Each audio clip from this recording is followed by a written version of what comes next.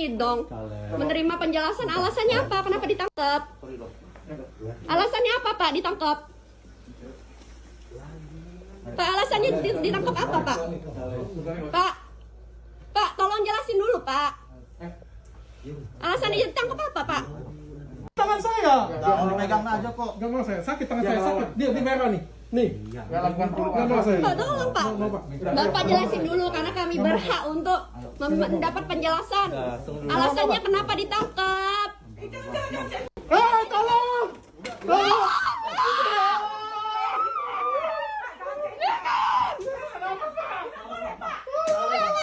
Ya, selamat malam pemirsa. Kita berjumpa kembali di Hotman Paris Show. Seperti biasa, hanya hal-hal yang hangat, yang lagi panas, yang lagi viral. Terutama yang menyita perhatian dari netizen plus 62 yang selalu diangkat di Hotman Paris Show. Kalau nggak hangat, nggak panas, nggak diangkat di Hotman Paris Show.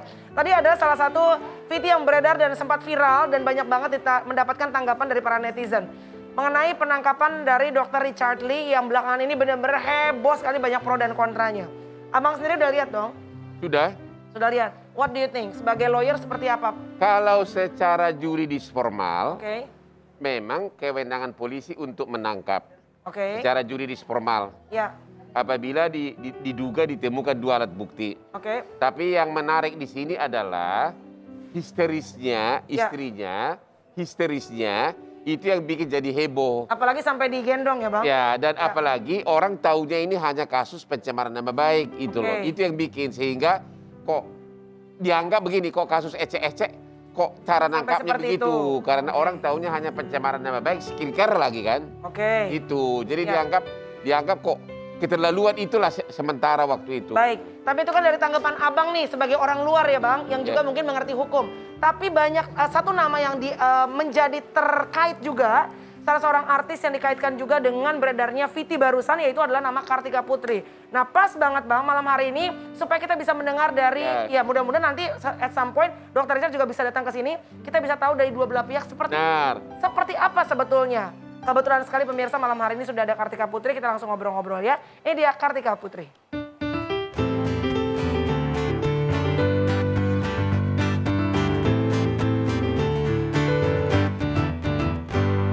Aduh, Kartika Putri ini masih tetap cantik. Cuma ada suaminya gue. Tumben, biasanya ada suaminya juga lo tetap aja habek. Oke Bang, lanjut. Silakan. Aku udah Javo di sini. Gara-gara kamu heboh nasional. Heboh. Tuh, Abang. Gara-gara laporan polisi kamu nasional, seluruh pejabat negeri, kepolisian goyang kau bikin. Masa? Ya. Sebenarnya Abang salah kalau bilang gara-gara aku, Bang. Ya, gara-gara kasus mula bulannya. Kalau tidak ada yang berbuat kan gak ada yang aku laporin. Oke deh, kalau begitu sebenarnya apa yang kau laporin di awal kasus itu? Ya. Apanya yang mencemarkan nama baikmu? Oke, jadi banyak yang salah sekarang, salah besar gitu, mengira bahwa aku membela krim abal-abal. Ya. Pastinya tidak. Pertama, aku tidak punya saham, nggak ada kepentingan dan tidak menjual produk. Ya. Jadi singkat cerita, aku tuh baru dikontrak oleh salah satu skincare. Ya. Lalu skincare ini udah mau kontrak aku dari tahun 2018. Ya. Aku tolak karena tidak memenuhi syarat. Pada tahun 2020 setelah memenuhi syarat, 2019 kalau nggak salah semuanya terpenuhin, saya bilang, oh kalau sudah memenuhi syarat kenapa enggak? Nah lalu. Artinya memenuhi syarat semua POM-nya segala sudah ada gitu? BPOM. Wajib BPOM dan juga semuanya ya Bang. Artinya secara juridis formal kamu sudah yakin? Yakin. Lalu pada saat itu karena memang isu produk ini itu simpang siur, saya kan punya channel YouTube. Nah waktu itu saya bilang, kamu kalau emang kamu benar, kamu jujur, kamu harusnya berani dong jabarin di sini bahwa memang produk kamu aman. Kepada pemiliknya? Pada ownernya. Ya, terus? Lalu bikinlah konten. Dan itu tidak pernah menyebutkan nama siapapun di situ. Ya. Dengan jelas. Lalu setelah itu 2 hari kemudian ada sosok yang marah-marah. Ya. Dengan menyebut nama, hai Mbak Karput. Awal mulanya begitu. Ya. Banyak nyampe ke saya, tidak lama kemudian saya langsung... Maksudnya yang marah-marah ini Dr. Richard Lee bukan? Iya. Bilang apa dia? Hai Mbak Karput, intinya tuh jangan endorse barang abal-abal. Kalau endorse tuh jangan cuma cari duit. Intinya menggiring opini seakan-akan aku tahu itu produk abal-abal, aku terima dan aku endorsein. Padahal kenyataannya itu produk sudah BPOM dan aku belum endorse. Belum ya Bang, belum melakukan pekerjaan endorse aku. Tapi udah masuk di YouTube? YouTube itu bukan bagian dari endorse. Endorse aku itu yang dikontrak itu hanya untuk Instagram aja. Tapi kan di YouTube kan ada kamu sama pemiliknya kan? Iya, karena untuk mengklarifikasi ketika aku mulai posting endorse di Instagram, kalau banyak yang bertanya, aku akan lempar. Ownernya udah berani bertanggung jawab. Tapi dengan hadirnya kamu di YouTube, orang menganggap ya, itu kamu sudah bagian dari endorse. Iya, makanya dan waktu aku bertemu sama Richard Lee, aku bawa kontrak kerja aku. Ya. Untuk membuktikan bahwa kontrak kerja ini hanya di Instagram. Oke. Terlepas daripada kontrak kerja, itu kan aspek sisi luarnya. Ya. Menurut Richard Lee, apa aja yang abal-abal? Dia menyeluruhkan, jadi dia sebutnya brand. Semua brand tersebut itu abal-abal. Dasarnya apa dia? Dia penelitian, riset atau apa? Jadi dia hanya, setahu aku dia hanya mengecek satu krim. Ya. Satu krim itu menurut ceknya, dan itu cuma satu tempat aja. Bahwa itu katanya mengandung 5,7 hidroquinon. Apa itu? Merkuri atau apa? Hidroquinon. Bedanya sama merkuri apa? Ya lebih saya nggak tahu ya Bangnya nanyanya gitu. Hidro itu berbau hal yang kurang baik untuk kulit lah. Ya, jadi merkuri itu di Indonesia hanya boleh 5%. Nah, dia bilang bahwa produk yang akan aku endorsekan ini 5,7%. Ya, dan itu penelitiannya hanya satu tempat. Dan itu benar. Dan itu menurut penelitian dia. Oke. Ya, dan tidak ada bukti dan saksi yang memang menyatakan bahwa benar-benar produk itu yang diteliti. Benar. Nah, lalu setelah itu dia nge-branding all the brand and all the product of that brand itu bawa abal-abal. Dari grup perusahaan ini? Dari semua brand itu. Oke. Gitu. Ya. Nah, jadi setelah itu saya karena nama saya disebut Mbak Karput, saya etikat baik, saya DM langsung. Ya. Ke Instagramnya Dr. Richard Lee. Saya bilang waktu itu, hai dokter, kenapa kok nama saya disebut-sebut? Saya bilang gitu. Akhirnya biar saya nggak salah ya Bang. Ya. Ini mungkin ya sebutkan aja biar didengar orang. Jadi aku bilang, malam dokter, wah instastory aku banyak banget nih, kita ketemuan yuk dok. Daripada rame dan gak jelas, kasihan follower kita nggak dapat manfaatnya. Apalagi kan dokter sukanya mengedukasi. Biar nggak salah paham, biar sama-sama jelas. Saya tunggu ya dok kapannya. Ini nomor pribadi saya langsung, lalu saya kasih nomor pribadi saya. Oke. Gitu. Terus? Lalu dia masih terus tuh bikin IG story tentang saya. Saya DM lagi, aduh dokter kok tetap IG story-nya, padahal saya udah DM dokter loh. Baru dia bales, dia bilang baru baca DM-nya. Yuk jika ada waktu saya siap diskusi sehat atau tabayun. Tentu tujuannya bukan untuk saling menjatuhkan atau menjelekkan, tapi untuk edukasi tentang dunia hitam skincare yang mungkin Mbak Kartika belum tahu. Nah, setelah aku laporin kan dia selalu deny itu Bang. Karput kan bisa aja karpet putri, karpet putih. Oh dia tidak mengakui itu kamu gitu? Iya. Oke. Dia tidak mengakui itu yang karpet itu. Harusnya. Bukan kamu gitu? Ya, harusnya kalau emang dia dari awal itu bukan buat aku, harusnya ketika aku DM dia bilang dong, oh Mbak maaf bukan buat Mbak. Ya. Kenapa dia malah menyambut baik? Dan yang kedua, mengenai hasil riset dia bertanggung jawabkan enggak bahwa itu mengandung sesuatu yang tidak bagus untuk kulit? Kalau setahu saya itu sudah menjadi laporan juga oleh pemilik produk tersebut. Oh dia dilaporkan juga? Iya. Oke terus? Gitu. Nah lalu kan sekarang ini kan dia selalu di media menolak bahwa dia bilang Karput itu bukan Kartika Putri. Tapi ini postingan dari Instagram Richard Lee yang dia membuat postingan ini bahwa ada orang bertanya, dok Karput itu Kartika Putri ya? Serius ya dok? Kok aku nggak tahu beritanya, kepo banget. Ini dia posting. Terus? Nah jadi dari ini aku merasa bahwa dia menekankan yang tadinya jadi pertanyaan kan ini merupakan pernyataan statement dari Instagram dia bahwa dia mengarahkan followernya Karput itu adalah Kartika Putri yaitu saya. Gitu. Jadi nama kamu dicemarkan itu apanya? Dia apa bilang, yang dicemarkan? Wow banyak banget Bang. Dia coba satu apa? Pertama artis Duta Krim Abal-Abal. Duta Krim Abal-Abal. Kedua, dia bilang ini orang jahat. Kamu dibilang orang jahat? Ya, karena menyesatkan wanita lah dengan adanya menyesatkan wanita.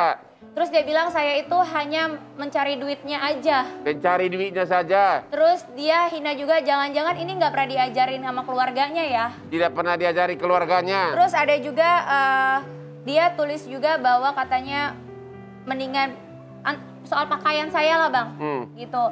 Lalu dia bilang juga nggak punya hati nurani. Oke. Intinya banyak sekali. Banyak sekali. Sangat banyak gitu yang akhirnya oleh polisi disitalah barang buktinya. Barang buktinya itu handphone, ya. IG-nya dia, ya.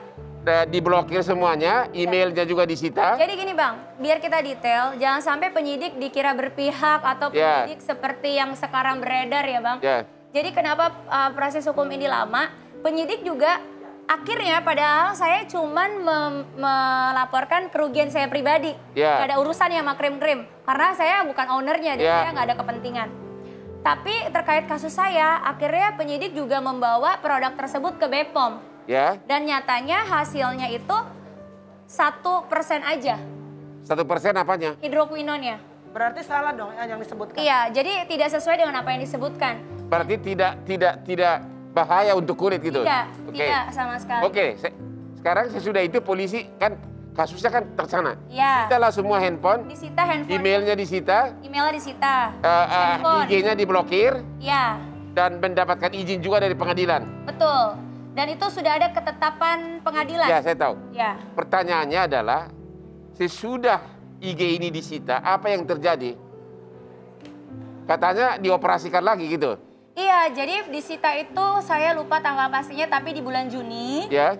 Lalu di tanggal 6 Agustus itu Instagramnya aktif lagi. Aktif lagi. Iya, lalu saya dengar katanya Instastory-nya aktif, terus juga kasih komen atas komentar followernya. Betul. Berarti, sorry Bang, jadi setelah disita, nonaktif beberapa lama, aktif kembali, terus kembali komen-komen lagi, seperti Benar. Dan juga di IG story-nya beliau menyebutkan bahwa, wah ini memang susah ya, intinya kurang lebih ya Bang, susah ya kalau ngadepin mafia abal-abal sampai Facebook, YouTube saya dan Instagram saya itu dihack. Jadi beliau membuat suatu pengakuan bahwa seolah-olah dihack, bukan karena disita oleh penyidik. Nah, dan yang kedua, saya juga baru tahu setelah beberapa hari belakangan ini aja, kan memang saya nonton mengikuti perkembangannya ya. Pak Rasman kan selalu bilang di beberapa TV juga bilang bahwa dia itu connect dari Facebook. Sedangkan saya akhirnya mencari tahu ya karena kan terkait kasus saya. Jadi justru ada aktivitas di dalam Instagram yaitu Dr. Richard Lee dengan akunnya menjawab salah satu komentar di Instagram. Dan juga Instastory-nya aktif. Iya. Artinya memang ada kegiatan lah. Iya, dan bukan juga, by accident. Iya. Kartika juga keberatan Bang kalau ini dibilang kasus receh. Karena buat Kartika gini, untuk pelaku mungkin ini receh. Tapi kalau buat saya pribadi, ini impact-nya sangat besar untuk kehidupan saya. Iya, yang ditanggapi oleh netizen itu, ini adalah biasanya kan kalau gembong narkoba. Ya, betul. Gitu kan. Negara dan masyarakat. Benar, itu. Betul. Atau mungkin gara-gara kepintaran istrinya histeris. Pada saat ditangkap, itu kali juga mempengaruhi. Nah itu juga yang maksudnya kalau aku boleh komentar ya Bang, ini di luar kasus aku. Itu juga sebagai netizen, aku melihat itu kan perspektif narasi yang dibuat di IG story istrinya. Tetapi ketika aku lihat Lambe Tura memposting perspektif dari penyidik, ternyata penyidik sudah menjelaskan. Ya, saya udah lihat videonya. Iya, dan juga, saya udah lihat videonya. Penyidik menjelaskan pasal 30 Undang-Undang ITE, pasal 221 KUHP pidana secara juridis formal sudah dijelaskan. Iya, betul. Walaupun untuk beberapa netizen dibilang, oh ini kasus cuma receh, begini heboh banget. Tapi menurut aku ini menarik. Menurut kacamata Abang yang mengerti mengenai hukum. Secara juridis formal ya. Kalau suatu barang bukti telah disita, maka siapapun yang merubah atau memindahkannya atau menghilangkannya, itu secara juridis formal ya, secara normatif itu adalah dugaan tindak pidana. Itu benar. Kalau kasus ini saya lihat biasa aja. Yang heboh itu adalah pada saat histerisnya keluarganya. Saat penangkapan. Ya, itu. Karena jadi menyita perhatian dari netizen plus 62. Benar, apalagi masyarakat tidak tahu bahwa dikiranya ini hanya murni pencemaran nama baik. Padahal sebetulnya ada kasus kedua. Jadi ada 2 LP. LP pencemaran nama baik, laporan polisi lagi adalah soal itu tadi terkait dengan barang bukti. Baik. Itu. Tahan dulu ya, ini semakin heboh, semakin panas ya. Nanti kebetulan di segmen kedua kita akan kehadiran juga orang yang mengerti mengenai ini apa namanya sebutannya? Pakar. Pakar, betul. Pakar elektronika, betul nggak sih? Pakar IT. Pakar IT. Langsung turun langsung akan membahas mengenai kasus ini ya. Nanti jangan kemana-mana, saat lagi tetap di Hotman Paris Show.